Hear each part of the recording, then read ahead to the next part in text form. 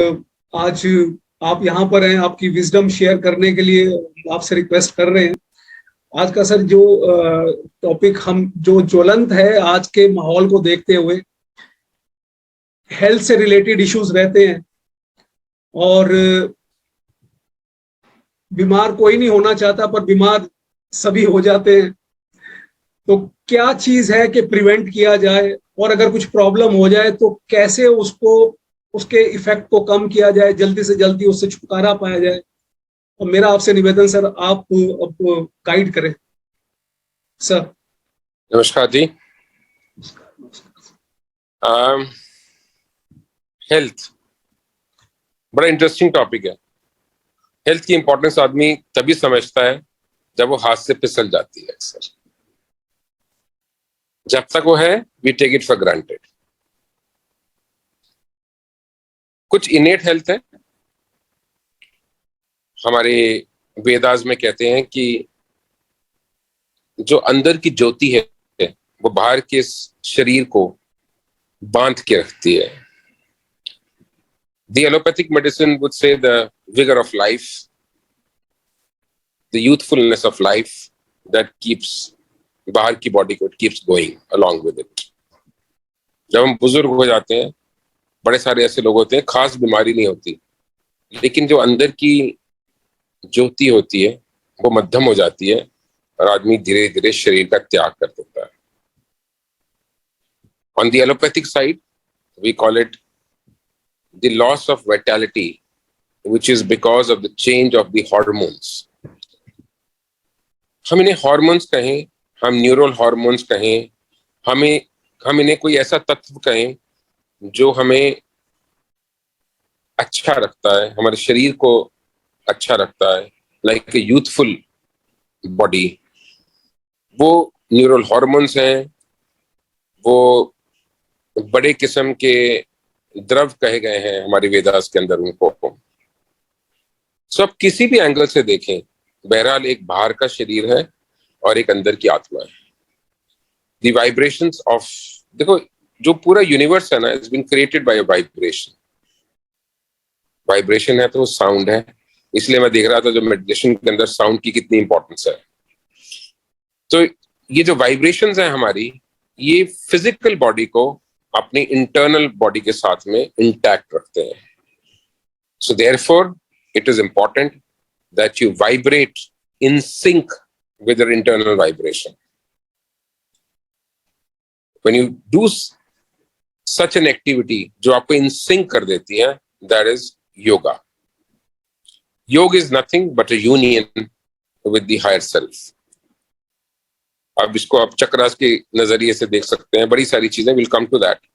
But essentially इस body को अगर आपने अच्छा रखना है, मशीन देखिए आप, चलिए मैं एक एग्जांपल देता हूं यहीं पे बीच में।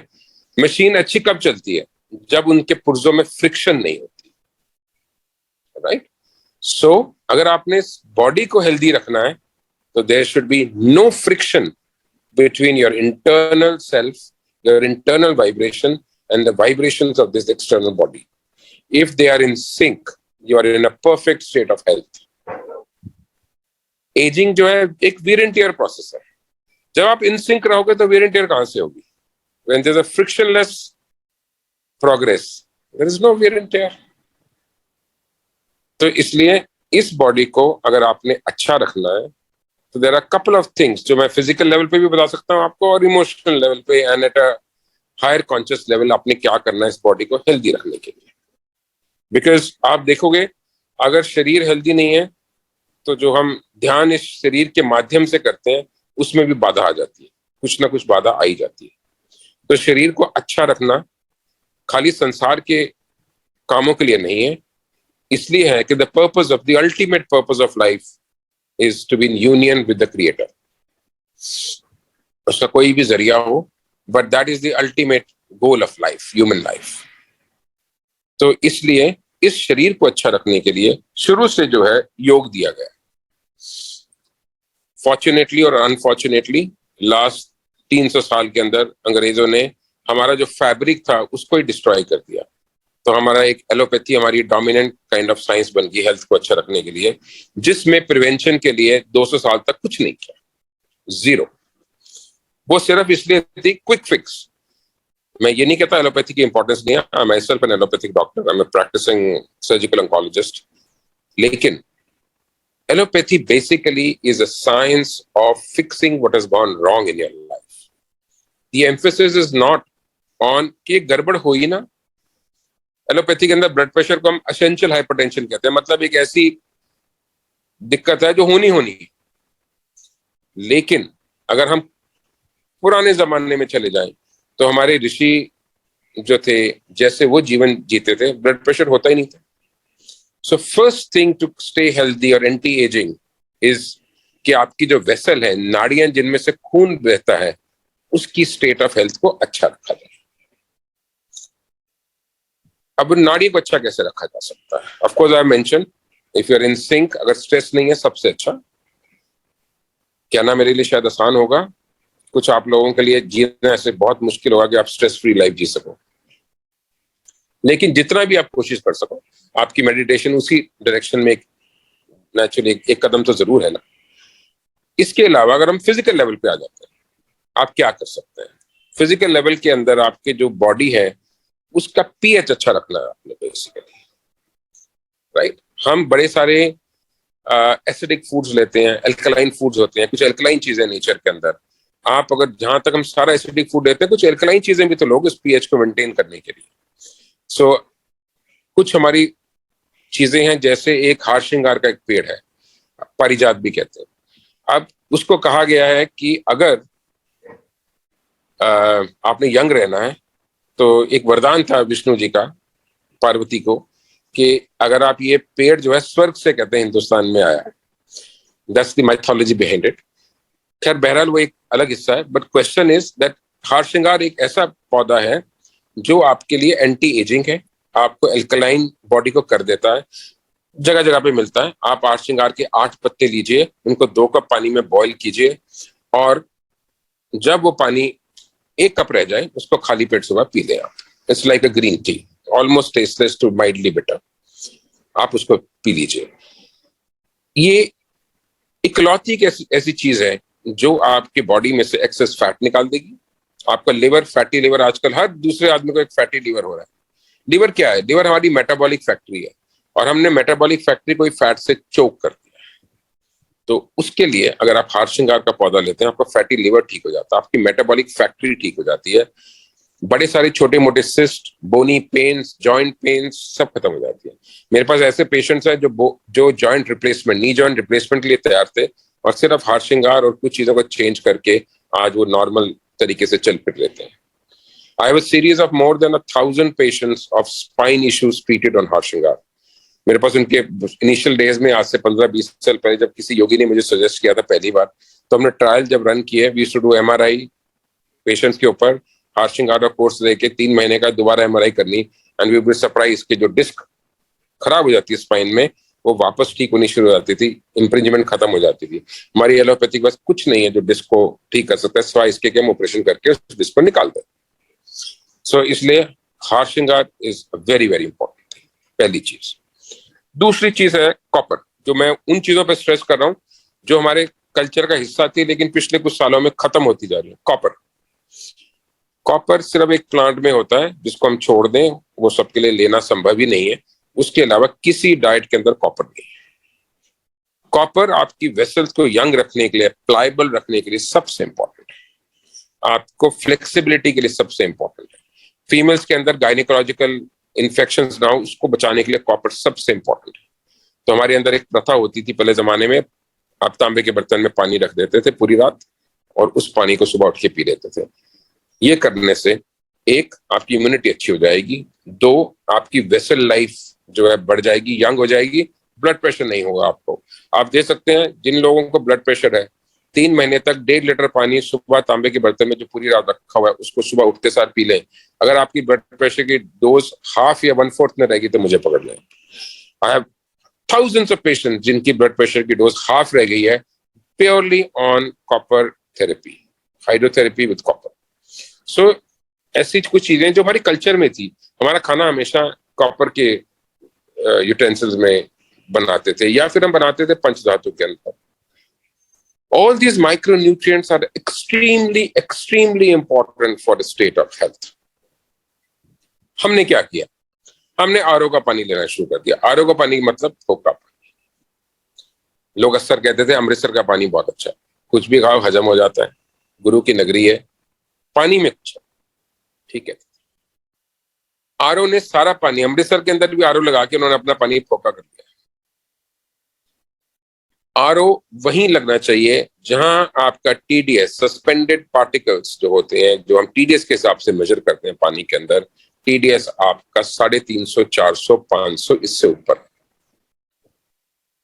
उससे नीचे 300 तक आपको आरओ बिल्कुल नहीं यूज करना।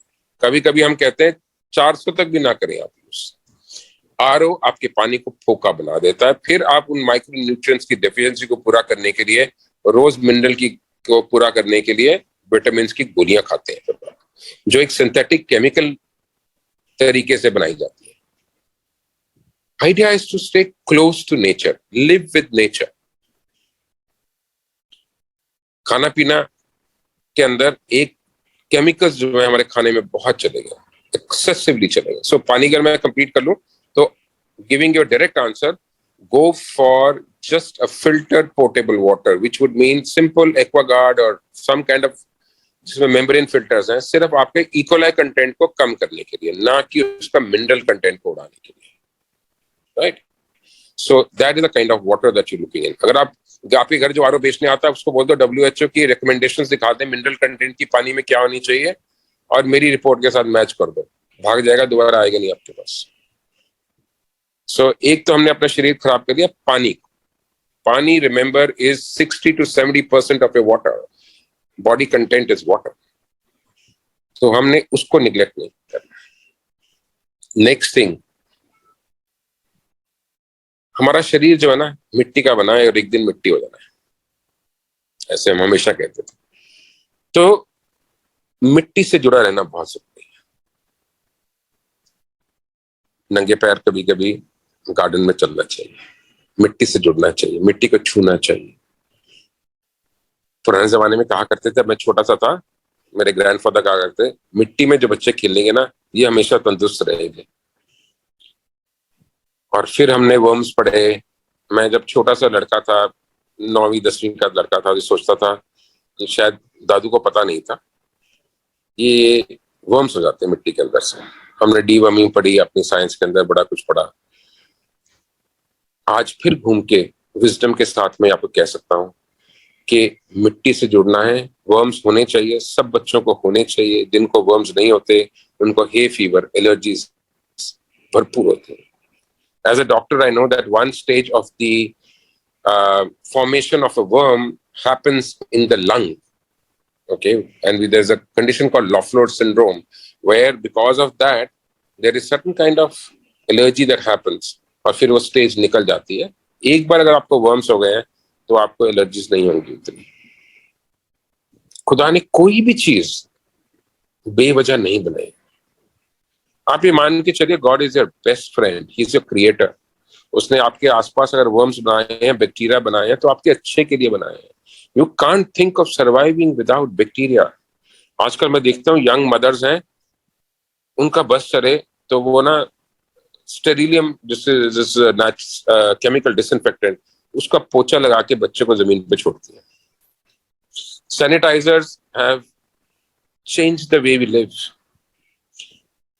We get so many infections today because of this chemical abuse. मिट्टी से जुड़ना है, मिट्टी के साथ रहना है, माइक्रोबैक्टीरियम के साथ रहना है। माइक्रो ऑर्गेनिजम्स हमारे अच्छे के लिए बनाए हैं भगवान ने। Idea is to encourage good bacteria to live on your body. आजकल आप अगर गूगल करेंगे ना तो आपको मिल जाएगा कि आपकी स्किन के ऊपर कितने माइक्रोबैक्टीरियम है, और आपकी स्किन जो है अंडर वेरी हैवी मैग्निफिकेशन वो कैसी नजर आती, करके देखना। जब हम कहते थे ना सारे एक हैं, आपको लगेगा हम खाली एक नहीं है, आपको लगेगा अच्छा मेरी स्किन ऐसी इतनी हॉरिबल भी हो सकती है। तो माइक्रोबैक्टीरिया जो है हमारे शरीर में भरे पड़े हैं, और ये हमें एक हेल्दी लाइफ।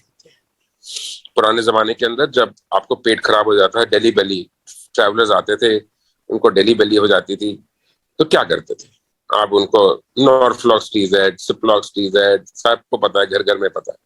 आज नहीं करते वैसे। As allopathic doctors, what we do is we give you better bacteria, good quality bacteria in your probiotics. आज हम कहते हैं इकोनॉम की एक कैप्सूल खाओ जिसके अंदर सैक्रोमाइसिस बोलाडी है, अच्छे बैक्टीरिया हैं, फंगाई हैं जो आपको अच्छा रखते हैं। सो इन माइक्रोबैक्टीरियम के साथ में जीना सीखो। There is a friendly relationship. You must encourage healthy microbacteria in your body. आप डेटॉल, लाइफ बॉय के साबुन से नहा के शरीर को अच्छा नहीं रख सकते। We should use natural, cold compressed, natural soaps. Let the natural healthy bacteria be there. जब आप उसको फाइट करेंगे तो फिर पैथोजेंस भी होंगे।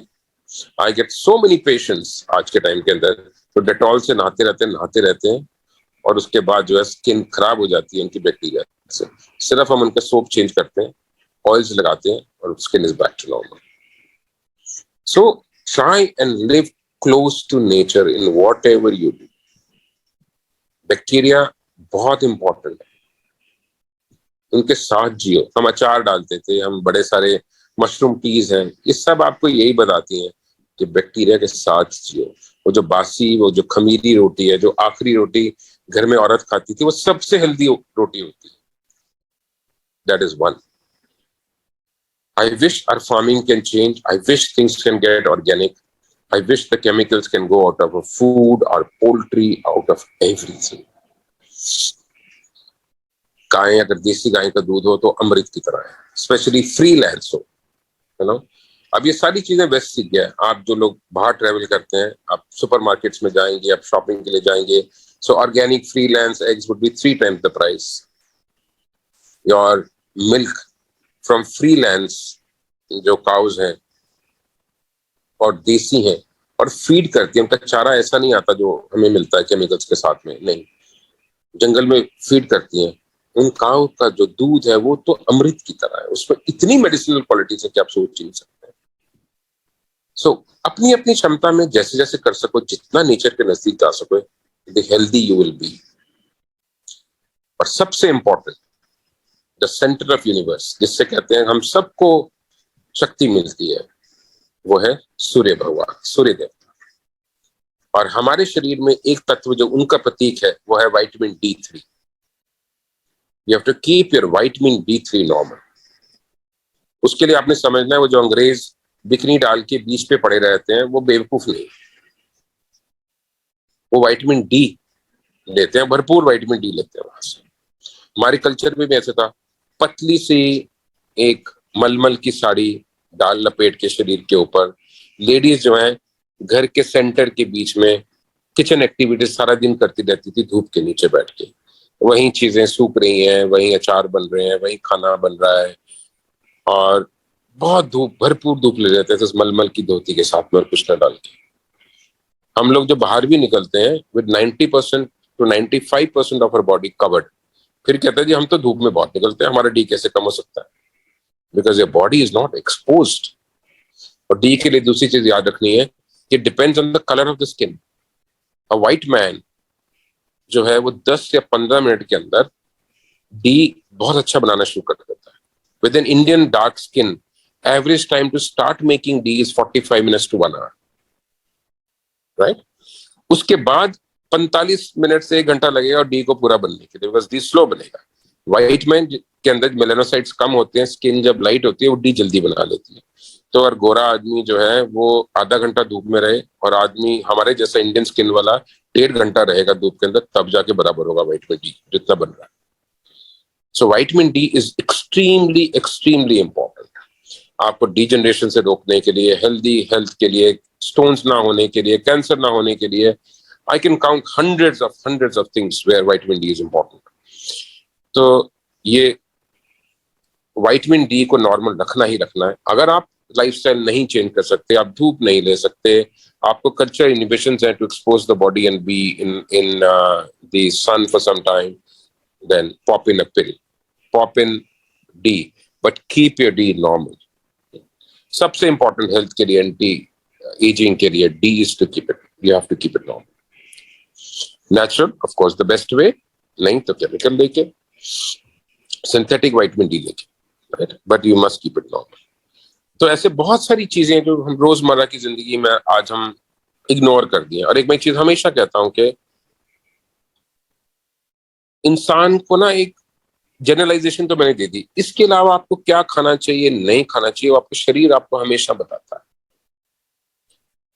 कभी कभी किसी चीज से अच्छा नहीं लगता। मैं एग्जांपल दूंगा, कुछ बच्चे होते हैं, माँ जबरदस्ती करती है सुबह दूध का ग्लास पीना है, बच्चा या तो दूध पी के वॉमिट कर देता है, या दूध का ग्लास चुपके से जब माँ नहीं देख रही है इसको वॉश बेसिन में डाल के फेंक देता है। और जब मैं छोटा था मुझे लगता था कैसे बच्चे हैं।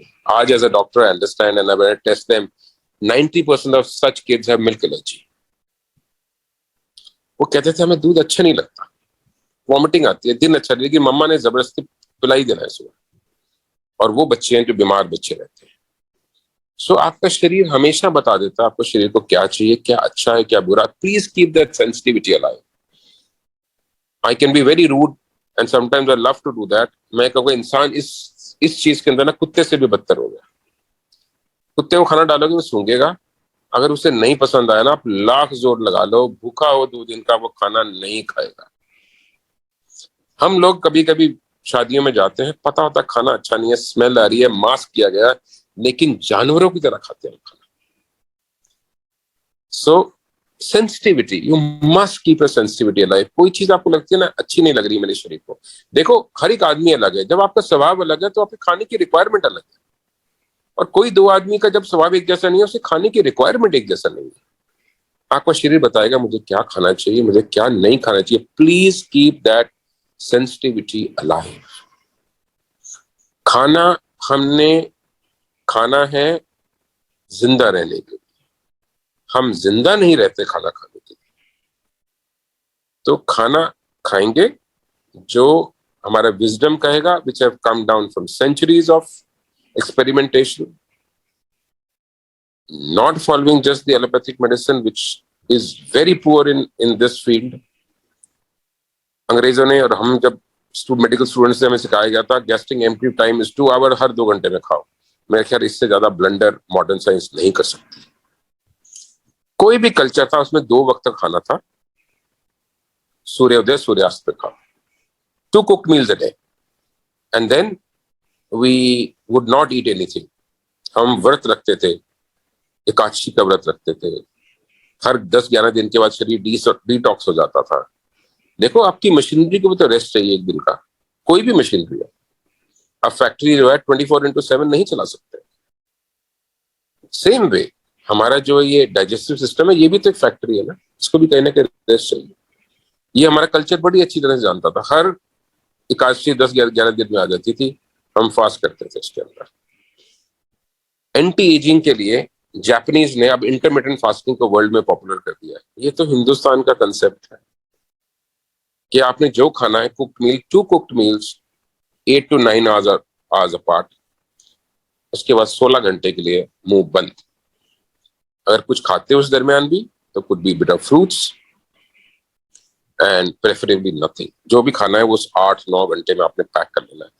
Cooked breakfast, eat in between what you want, could be fruits, green teas, something like that, 1 cooked meal at evening time, और उसके बाद 16 घंटे बंद। This is intermittent fasting.